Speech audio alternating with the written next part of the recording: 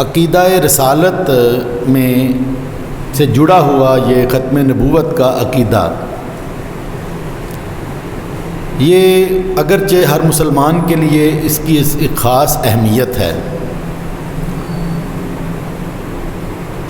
لیکن خاص طور پر بر صغیر کے مسلمانوں کے لیے یہ ان سے بھی زیادہ اہمیت کا حامل ہے۔ اس لیے اس عقیدے کو سمجھنا اور پھر اس کی گہرائی تک اس کو جانچنا پرکھنا ہم میں سے ہر فرد کے لیے ضروری ہے۔ قرآن میں یہ سورہ احزاب کی جو آیت میں نے آپ کے سامنے تلاوت کی ہے، اس میں واضح طور پر اللہ تعالیٰ نے بیان فرمایا ہے کہ محمد تمہارے مردوں میں سے کسی کے باپ نہیں، لیکن وہ اللہ کے رسول ہیں اور آخری نبی ہیں۔ یوں تو یہ آیت اس معروف واقعے کے حوالے سے نازل ہوئی کہ جب حضرت زید، کہ جن کو پہلے حضرت زید بن محمد کہا جاتا تھا، لیکن جب اللہ نے حکم دیا کہ کسی بھی فرد کو اس کے اصل نسب سے ہی پکارا جائے تو پھر زید بن حارثہ کہا جانے لگا، تو انہوں نے حضرت زینب رضی اللہ عنہ کو طلاق دے دی، اور اس کے بعد حضور اکرم صلی اللہ علیہ وسلم نے حضرت زینب سے نکاح کر لیا۔ تو اس پر مدینہ کے منافقین نے بڑا شور کیا کہ جی محمد نے تو اپنی بہو سے نکاح کر لیا، جبکہ اس سے پہلے اللہ تعالیٰ نے یہ واضح فرما دیا تھا کہ وہ جو وہاں پر رسم ہے کہ کوئی بھی جو ہے وہ فرد اس کو وہ اپنا بیٹا بنا لیتے تھے، پھر ان کی ولدیت کے نام کے ساتھ اس کا نام لیا جاتا تھا، یہ باطل ہے اور یہ اسلام کے خلاف ہے۔ لیکن اس کے باوجود یہ پروپیگنڈا شروع ہو گیا، تو اس پر یہ آیت اتری کہ جب محمد تمہارے مردوں میں سے کسی کے باپ ہی نہیں ہیں، کیونکہ زید بن حارث جو تھے ان کو تو آپ صلی اللہ علیہ وسلم کے وہ غلام تھے اور بعد میں انہوں نے اپنا بیٹا بنانے کا اعلان کیا، عملاً تو وہ آپ کے بیٹے نہیں تھے، تو کسی کے باپ نہیں ہیں تو پھر یہ پروپیگنڈا کیسا؟ لیکن وہ اللہ کے رسول ہیں، اور رسول کا کام یہ ہوتا ہے کہ وہ اللہ کی اس دی ہوئی ہدایت کو اور شریعت کو من ان لوگوں کے اندر پہنچائے اور نافذ کر دے، اور وہ جو رسم عربوں کے اندر چلی آ رہی ہے وہ اگرچہ عملی طور پر وہ نہ بھی ہو، لیکن لوگ اس پر یقین رکھتے تھے، تو جب تک اس کو عملی طور پر ختم نہ کیا جائے اور کسی ایسی خاتون سے کہ جس کو کسی دور میں وہاں کے رواج کے مطابق لوگ بہو کہتے تھے، اس سے نکاح کرنے کا مطلب یہ ہے کہ اس باطل رسم کی جڑ کٹ جائے، تو اللہ کے حکم سے حضور اکرم صلی اللہ علیہ وسلم نے یہ کام کیا، کیونکہ اگر آپ یہ کام نہ کرتے تو پھر بعد میں تو شاید کسی کی ہمت ہی نہ ہوتی امت میں سے، اور تو نبی کوئی آنے والا بھی نہیں تھا، یہ بھی بتا دیا کہ اگر کوئی اور نبی آنے کا امکان ہو تو شاید وہ نبی آ کر اس رسم کو ختم کر دے۔ اس لیے جب آخری نبی حضور اکرم صلی اللہ علیہ وسلم ہیں تو پھر آپ کو ہی یہ زیبا ہے کہ آپ اس رسم کو عملی طور پر ختم کر کے جائیں، اس لیے کہ آپ اللہ کے رسول بھی ہیں اور پھر خاتم النبیین بھی ہیں۔ خاتم النبیین ختم کہتے ہیں مہر لگانے کو، بند کر دینا، جس طرح کسی لفافے کو جب آدمی حوالہ ڈاک کرتا ہے تو اس کے اوپر جو ہے وہ بند کر دیتا ہے، اس کو گوند چپکا دیتا ہے، اور پھر اس پر جب مہر لگ جاتی ہے ڈاک خانے کی تو اب اس کو کوئی کھول نہیں سکتا، کھولنا غیر قانونی ہے، اس کو وہی کھولے گا کہ جس کے ہاتھ میں وہ جائے گی، یا آخر تک کام مکمل کر کے آخر تک اینڈ تک پہنچا دینا۔ ان تمام معنوں میں حضور اکرم صلی اللہ علیہ وسلم خاتم النبیین ہیں کہ آپ کے بعد گویا کہ ختم نبوت کی جو ایک سلسلہ تھا وہ بند کر دیا گیا، اس پر مہر ثبت کر دی گئی کہ اب یہ آخری نبی ہیں اور کوئی نہیں آئے گا، اور سلسلہ نبوت کو اب آخری حد تک پہنچا دیا گیا آپ صلی اللہ علیہ وسلم کے بعد۔ اور ایک جو اور جگہ قرآن میں سورہ مائدہ جس کے بارے میں یہ آتا ہے کہ یہ قرآن کی آخری آیت ہے نزولی اعتبار سے، الیوم اکملت لکم دینکم واتممت علیکم نعمتی ورضیت لکم الاسلام دینا، کہ آج کے دن یہ دین تمہارے لیے مکمل ہو گیا ہے، یہ دین مکمل ہو گیا ہے، اللہ نے اس کو پسند کر لیا تمہارے لیے۔ تو اب جب دین مکمل ہو گیا تو اس کے بعد کسی اور نبی کی کیا ضرورت باقی رہ جاتی ہے؟ نبی تو دین کی تکمیل کے لیے آیا اور دین تو وہ مکمل کر گیا۔ تو اس حوالے سے قرآن میں واضح طور پر یہ بات ہم سب کو بتا دی گئی ہے کہ حضور اکرم صلی اللہ علیہ وسلم کے بعد اور کسی کے نبی آنے کا کوئی سوال ہی پیدا نہیں ہوتا۔ پھر حضور اکرم صلی اللہ علیہ وسلم کی بے شمار احادیث ہیں کہ جس میں آپ نے اپنی زبان مبارک سے بار بار اس بات کا اعلان کیا۔ آپ نے فرمایا کہ بنی اسرائیل کی رہنمائی انبیاء کیا کرتے تھے، جب ایک نبی وفات پا جاتا تو اس کی جگہ دوسرا نبی اس کی جگہ مقرر کر دیا جاتا تو اس کا جانشین، لیکن یاد رکھو میرے بعد کوئی نبی نہیں آئے گا۔ اور وہ بڑی معروف حضور صلی اللہ علیہ وسلم کی حدیث ہے کہ آپ نے فرمایا کہ مجھ سے پہلے انبیاء کی مثال اس عمارت کی سی ہے کہ جس کو بنایا گیا بہت خوبصورت اور بڑی مکمل، لیکن اس میں ایک اینٹ کی جگہ خالی رکھ دی گئی۔ ہر فرد سوال کرتا ہے کہ یہ اینٹ خالی، یہ جگہ خالی کیوں ہے؟ میں وہ نبوت کی آخری اینٹ ہوں، میرے آنے کے بعد وہ عمارت مکمل ہو گئی ہے، اب اس میں کوئی اور اضافے کا امکان باقی نہیں رہا۔ اور فرمایا کہ میں خاتم الانبیاء ہوں اور میری مسجد انبیاء کی بنائی ہوئی مسجدوں میں سے آخری مسجد ہے، اس کے بعد کوئی نبی نہیں آئے گا تو نبی مسجد کیسے نبی کی مسجد ہو سکے گی؟ اور حضور اکرم صلی اللہ علیہ وسلم کی زندگی میں بھی نبوت کے بعد دعوے داروں نے دعویٰ کیا ہے۔ آپ صلی اللہ علیہ وسلم نے فرمایا کہ عنقریب میری امت میں سے 30 جھوٹے پیدا ہوں گے، جن میں سے ہر ایک یہ کہے گا کہ میں نبی ہوں، حالانکہ آخری نبی تو میں ہی ہوں، میرے بعد کوئی نبی نہیں آ سکتا۔ اور فرمایا میرے بعد کوئی نبی نہیں، اور میری امت کے بعد کوئی اور امت نہیں، یہ بھی آخری امت ہے۔ حضور اکرم صلی اللہ علیہ وسلم کی زندگی میں بعض لوگوں نے نبوت کا دعویٰ کیا اور آپ صلی اللہ علیہ وسلم کی زندگی میں ان کو آپ نے باطل قرار دیا کہ یہ جھوٹے نبی ہیں۔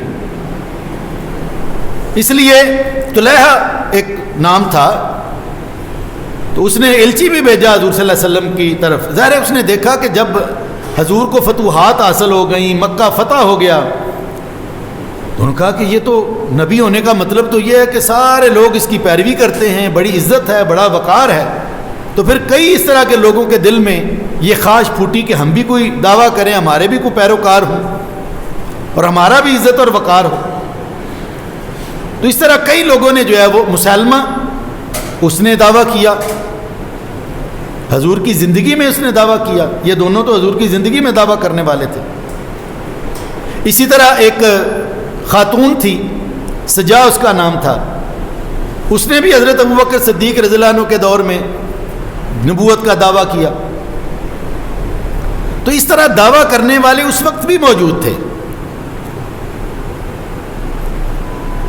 حضور اکرم صلی اللہ علیہ وسلم نے وہ بھی حدیث موجود ہے، حضرت عمر فاروق رضی اللہ عنہ سے کے بارے میں فرمایا کہ اگر میرے بعد کوئی نبی ہوتا تو عمر ہوتا۔ تو گویا کہ کسی کے نبی ہونے کا کوئی امکان نہیں ہے۔ حضور صلی اللہ علیہ وسلم نے ایک نہیں دو نہیں بار بار اس بات کا اظہار کر دیا۔ اب اس میں بھی کوئی شک نہیں ہے کہ اس پر صحابہ کرام کا اور پوری کی پوری امت کا اجماع ہے۔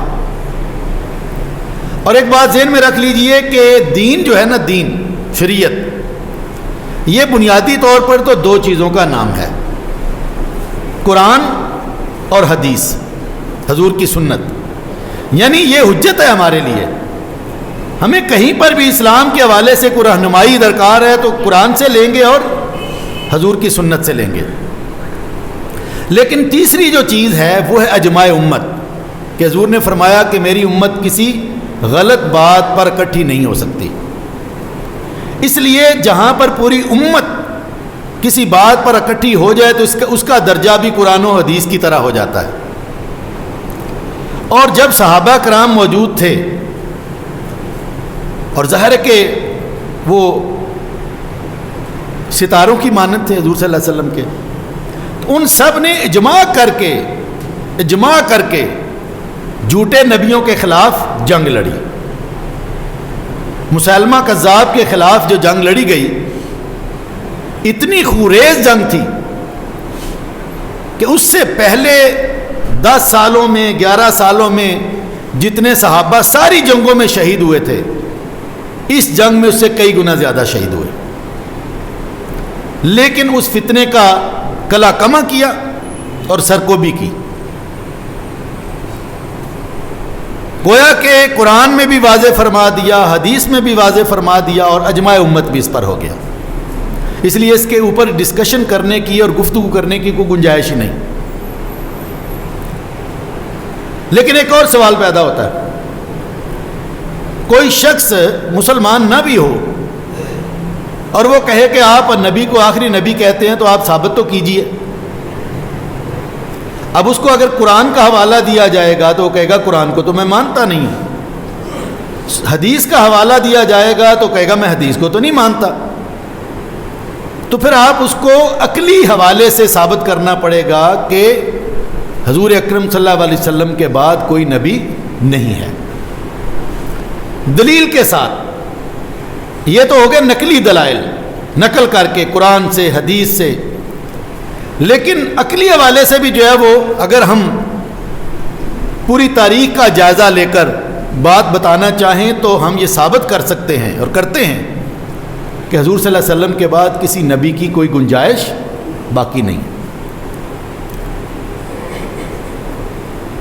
مولانا مودودی رحمۃ اللہ علیہ نے اپنی مارکۃ الآراء تصنیف تفہیم القرآن میں اس کے عقلی دلائل بھی پیش کیے ہیں.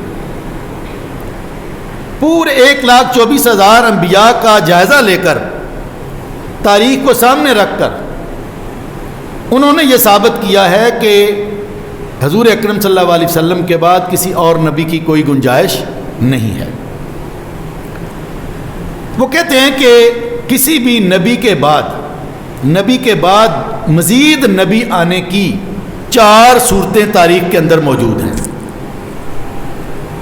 ان 4 صورتوں کے علاوہ کبھی کوئی نبی نہیں آیا. پہلی صورت کیا ہے کہ کسی قوم میں نہ کوئی نبی پہلے آیا ہو اور نہ ہی نبی کا پیغام پہنچا. یعنی پہلے نبی وہاں پر نہیں آیا اور پیغام بھی نہیں پہنچا. اب ظاہر ہے کہ کل کو اللہ کے سامنے وہ یہ کہہ سکتے ہیں کہ یا اللہ تیرا پیغام ہی ہم تک نہیں پہنچا تو ہم کس طرح جو ہے وہ تیری پیروی کرتے، تیرے حکم کی جو ہے وہ پابندی کرتے. ہر فرد تک اللہ کے دین کو پہنچنا یہ ظاہر ہے کہ پہنچانے والوں کی ذمہ داری ہے. اللہ تعالیٰ نے اس لیے انبیاء کرام بھیجے ہیں. دنیا کا کوئی خطہ ایسا نہیں رہا جہاں پر نبی نہ بھیجے ہوں اللہ تعالیٰ نے. بر صغیر میں، چین میں، مختلف جگہوں پر اللہ نے، افریقہ میں، ہر جگہ پر نبی آئے. کچھ کا ہمیں نام معلوم ہے، کچھ کا نام معلوم نہیں ہے. تو کسی قوم میں نہ تو نبی آیا ہو اور نہ ہی اس کا پیغام پہنچا ہو. اس صورت میں جو ہے وہ وہاں پر نبی آنا چاہیے. یہ دلیل سمجھ میں آتی ہے کہ وہاں پر نبی آنا چاہیے کیونکہ وہاں نہ پیغام ہے ان کے پاس اور نہ نبی پہنچا ہے. دوسری صورت کیا ہے کہ جو پچھلے نبی آئے ان کی تعلیم یا تو بالکل ہی ختم ہو چکی ہو پہلے سے، یا اس میں ترمیم ہو گئی ہو اور وہ تعلیم اصل حالت میں لوگوں تک اب نہ پہنچی ہو.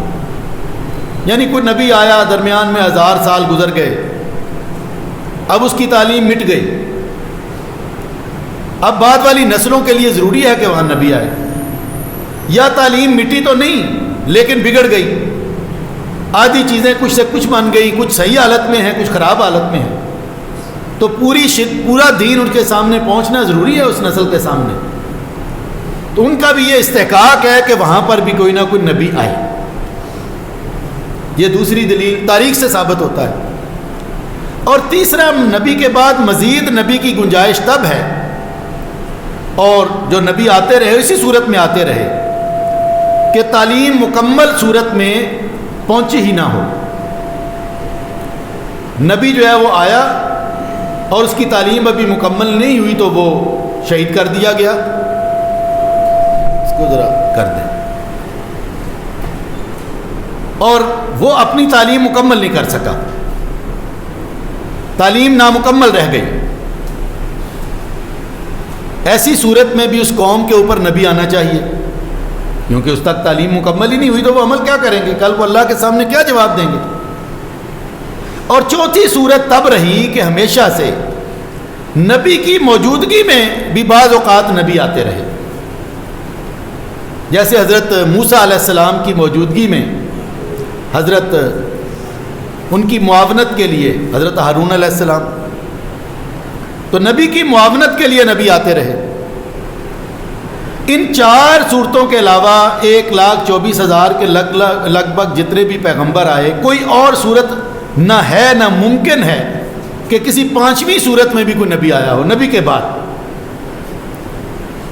اب ہم ان 4 صورتوں کو اپنے حضور صلی اللہ علیہ وسلم کے بعد کی صورت پر جو ہے وہ اس کے ساتھ اس کا موازنہ کرتے ہیں. پہلا جو ہے وہ نقطہ کیا ہے کہ کسی قوم میں نہ نبی آیا ہو اور نہ پیغام پہنچا ہو. اب آپ بتائیں کہ حضور اکرم صلی اللہ علیہ وسلم کے بعد نبی بھی آئے اور نبی کا پیغام تو ہر جگہ پہنچا کہ نہیں پہنچا. یہ صحابہ کرام کو جو ایک پریشانی لاحق رہتی تھی کہ کوئی دنیا کا خطہ ایسا نہ رہ جائے جہاں پر ہمارا دین نہ پہنچے, وہ اسی وجہ سے تو تھا. وہ اس کو ذمہ داری سمجھتے تھے, جس ذمہ داری کو ہم نے ترک کر دیا ہے, جو اصل ذمہ داری ہے نبی کی کہ وہ اس دین کو دنیا کے تمام لوگوں تک پہنچائے. اور جو اس امت کی ذمہ داری ہے, افریقہ میں, روم میں, ایران میں, شام میں, فلسطین میں, ہندوستان میں, ہر جگہ پر, تو پوری دنیا میں یہ دین کسی نہ کسی صورت میں پہنچ چکا ہے. اور اب تو اتنا کمیونیکیشن تیز ہو گئی ہے کہ اب تو کوئی کہہ ہی نہیں سکتا. اب تو ایک کلک کریں تو اسلام کی تعلیمات سامنے آ جاتی ہیں. تو اس لیے اب کیا کسی نبی کی ضرورت باقی رہتی ہے؟ دلیل کے ساتھ اگر سمجھا جائے, عقل کے ساتھ, تو نبی کی ضرورت باقی نہیں, کیونکہ ان کا پیغام ہر طرف پہنچ گیا. اور دوسری صورت نبی کی کیا تھی کہ پچھلی تعلیم یا تو ختم ہو گئی ہو یا اس میں ترمیم اور تحریف ہو گئی ہو. ہم اس بات کو بخوبی ہم ہی نہیں جانتے, کافر بھی جانتے ہیں کہ قرآن مجید میں کوئی تحریف نہیں ہوئی, وہ ویسے کا ویسا 1400 سال بعد بھی موجود ہے. حضور اکرم صلی اللہ علیہ وسلم کی سنت کو اس طرح لوگوں نے محفوظ کیا کہ عقل دنگ رہ جاتی ہے. ایک ایک چیز اور ایک ایک حدیث پر پتہ نہیں کتنی کتنی تحقیق ہوئی, اور آج بھی تحقیق ہو رہی ہے. وہ صحیح ہے, وہ حسن ہے, وہ غریب ہے, وہ ضعیف ہے, پوری اس کی تحقیق ہو رہی ہے چھان پھٹک. تو آپ صلی اللہ علیہ وسلم کی تعلیمات, قرآن کی تعلیمات, نہ ان میں ترمیم ہوئی نہ وہ ختم ہو گئیں, وہ بھی اپنی اصل حالت میں آج تک موجود ہیں. اس حوالے سے بھی دیکھا جائے تو کسی مزید نبی کی ضرورت باقی رہتی ہے؟ کیا خیال ہے جی؟ باقی نہیں رہتی. تیسری صورت کیا ہے کہ نبی کی تعلیم مکمل صورت میں پہنچی ہی نہ ہو, درمیان میں ہی کسی نہ کسی وجہ سے وہ ادھوری رہ گئی. تو کیا حضور صلی اللہ علیہ وسلم کی تعلیم مکمل نہیں ہوئی؟ ابھی تو میں نے آیت پڑھی اور ہم سب جانتے بھی ہیں کہ آپ کی تعلیمات تو مکمل ہوئیں اور دوسرے لوگوں تک پہنچی. تو جب آپ کی تعلیم مکمل ہو گئی تو کوئی کل آج تو نہیں کہہ سکتا, نہ آج سے 10 1000 سال پہلے کو کہہ سکتا تھا کہ جی تعلیم ہی قرآن کی نامکمل رہی اس لیے کوئی نبی آنا چاہیے. اس وجہ سے بھی کوئی نبی کی گنجائش باقی نہیں رہتی. اور چوتھی صورت کیا ہوتی تھی کہ نبی کی معاونت کے لیے نبی آتا تھا، جیسے حضرت موسیٰ کے لیے ہارون. اور ایسا اگر ہوتا تو وہ حضور کی زندگی میں ہی ہوتا. اور حضور نے خود فرمایا کہ اگر میرے بعد کوئی نبی ہوتا تو عمر ہوتا. تو آپ کی زندگی میں نبی آتا تو وہ تو سمجھ میں آ جاتی بات کہ حضور صلی اللہ علیہ وسلم نے اللہ سے اپنی معاونت کے لیے نبی مانگا. لیکن ایسا نہیں ہوا تو یہ بات بھی اور یہ صورت بھی عملی طور پر ممکن نہیں. تو دلیل کے ساتھ اور عقل اس بات کا تقاضا کرتی ہے کہ حضور اکرم صلی اللہ علیہ وسلم کی تعلیمات بھی مکمل، آپ کی تعلیمات ساری دنیا تک بھی پہنچی، ہر جگہ پر آپ کا پیغام پہنچا، اس میں کوئی ترمیم بھی نہیں ہوئی، وہ ختم بھی نہیں ہوئی، تحریف بھی نہیں ہوئی. تو ان تمام صورتوں کو دیکھا جائے تو محمد رسول اللہ صلی اللہ علیہ وسلم کے بعد کسی نبی کی عقلی طور پر بھی کوئی گنجائش باقی نہیں رہتی. قرآن نے تو بتا ہی دیا، حدیث نے بھی بتا دیا، اجماع امت بھی اس پر موجود ہے، اور عقل بھی پکار کر کہتی ہے کہ محمد رسول اللہ کے بعد کسی نبی کی کوئی گنجائش باقی نہیں ہے. تو پھر اگر کوئی شخص اس بات کا دعویٰ کرے کہ جی حضور صلی اللہ علیہ وسلم کے بعد میں نبی ہوں، تو جنہوں نے ان کی زندگی میں کیا وہ بھی جھوٹے قرار پائے، صحابہ کے دور میں کیا وہ بھی جھوٹے قرار پائے، اور اس کے بعد اس امت میں جب کسی نے اس بات کا دعویٰ کیا ساری امت نے اس کو جھٹلایا. تو ہمارے اس بر صغیر میں بھی یہ ایک فتنہ پیدا ہوا. اس لیے یہاں کے لوگ اس معاملے میں زیادہ حساس ہیں. مرزا غلام احمد قادیانی اس نے نبوت کا دعویٰ کیا. اچھا، دلچسپی کی بات یہ ہے کہ 1974 میں، یا آج کے موضوع کا ایک حوالہ یہ بھی ہے کہ 7 ستمبر 1974 کو قادیانیوں کے خلاف کسی نے پوچھا جی آپ جنازہ کیوں نہیں پڑھ رہے؟ تو اس نے بات گول مول کیسے کی، اس نے کہا یوں سمجھ لیں کہ میں کافر ہوں اور یوں سمجھ لیں کہ وہ کافر ہیں. نماز جنازہ میں شریک نہیں ہوا اس وجہ سے کہ وہ آپ کو مسلمان ہی نہیں سمجھتے. ہمارے بعض سادہ لوگ جو ہے وہ سمجھتے ہیں کہ بھئی آپ خام ان کے پیچھے لگے رہتے ہیں. وہ ہمیں مسلمان نہیں، عیسائی ہمیں مسلمان سمجھتے ہیں نا. عیسائی، یہودی، ہندو، بدھ، تمام مذاہب کے لوگ وہ سمجھتے ہیں کہ یہ مسلم ہیں، لیکن قادیانی ہمیں مسلم نہیں سمجھتے. وہ ہمیں دائرہ اسلام سے خارج سمجھتے ہیں، کیونکہ وہ سمجھتے ہیں کہ جو ان کے نبی کو نہیں مانتا وہ مسلمان نہیں ہے. پھر ضیاء دور میں ان کے وہ جو اصطلاحات استعمال کرتے تھے، مثلا مسجد، اپنی عبادت گاہ کو مسجد کہنا، وہ مرزا کی جو بیویاں تھیں ان کو امہات المومنین، اس کے جو بعد میں جانشین تھے ان کو خلیفہ، اس کے جو ساتھی تھے ان کو صحابہ کرام. اس طرح وہ تمام ہماری جو اصطلاحات ہیں، ظاہر ہے وہ قرآن پڑھتے بھی ہیں. قرآن پڑھتے ہیں آدمی کو غلط فہمی ہوتی ہے، تراویح بھی پڑھتے ہیں، نماز بھی پڑھتے ہیں، تو عام آدمی کہتا ہے یہ سب کچھ تو مسلمانوں جیسا کرتے ہیں، آخر یہ مولوی ان کے خلاف کیوں ہوئے؟ یہ دھوکہ اصل میں ہو جاتا ہے کہ سب کچھ. تو اس وقت قانون سازی کی گئی کہ چونکہ یہ مسلمان نہیں ہے اس لیے اسلام کی کوئی اصطلاح استعمال نہیں کر سکیں گے، اپنی عبادت گاہ کو مسجد نہیں کہہ سکیں گے، اس کے جانشین کو خلیفہ نہیں کہہ سکیں گے. یہ پورے کا پورا جو ہے وہ ایک قانون جو ہے وہ منظور کیا گیا. اب میں آخر پہ تھوڑا سا مختصر وقت میں قادیانیت کے حوالے سے کہ اس کا کہاں سے آغاز ہوتا ہے. دیکھیں، مرزا غلام احمد قادیانی 1835 میں پیدا ہوا اور 1908 میں یہ مرا ہے.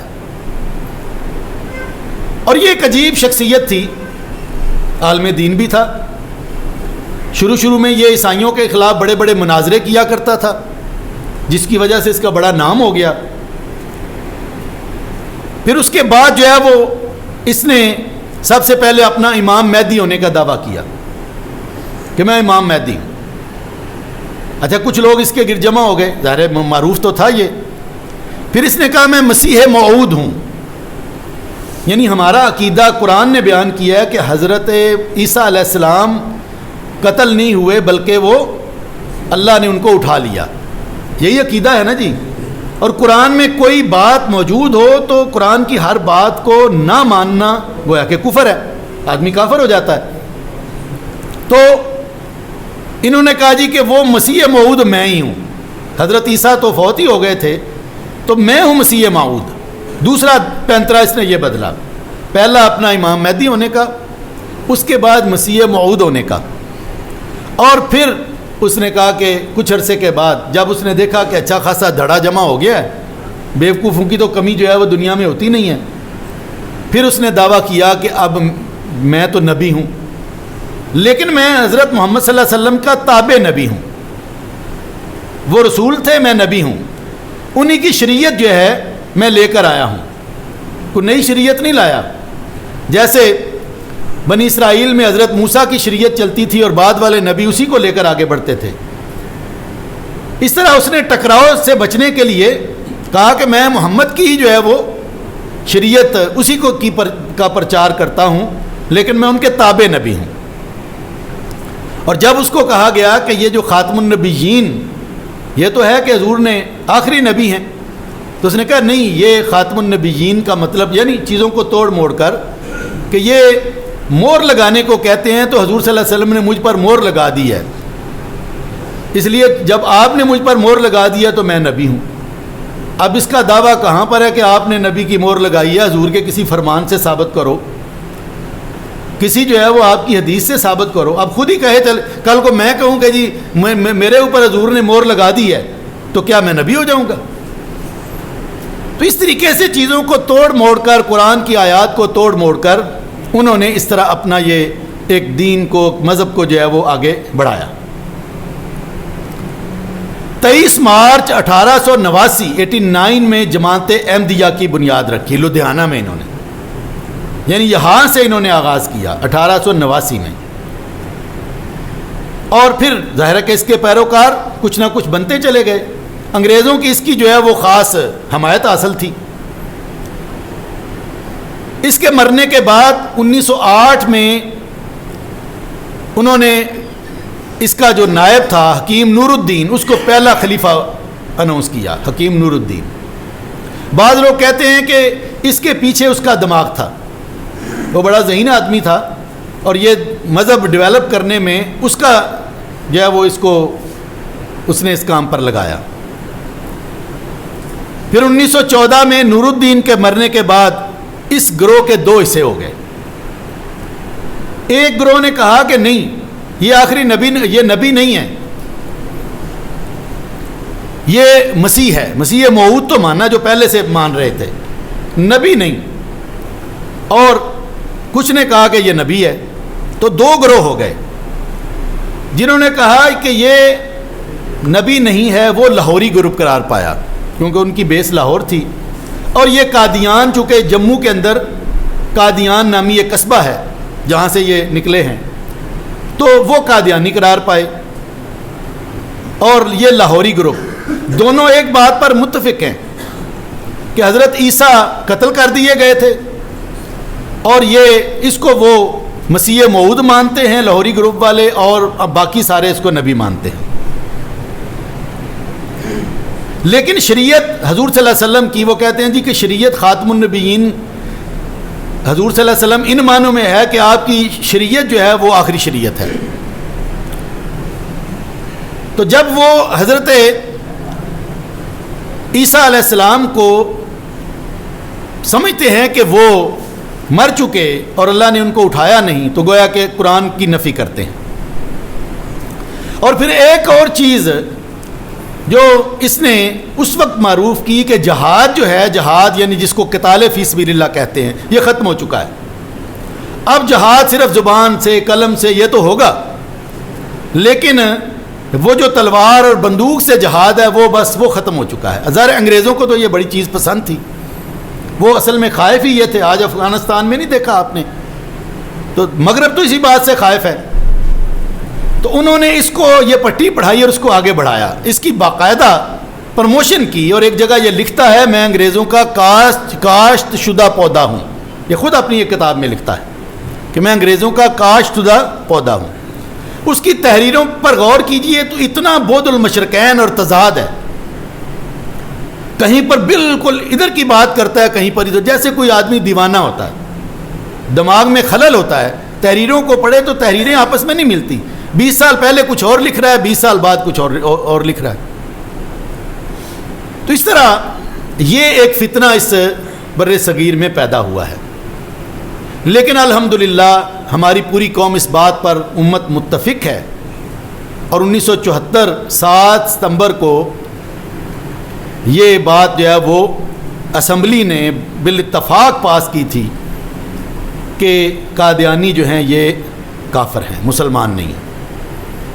اس لیے ان کی چالیں ہوتی ہیں, لوگوں کو بہکاتے ہیں, کسی کو پیسے کا لالچ دے کر, کسی کو باہر لے جانے کا لالچ دے کر.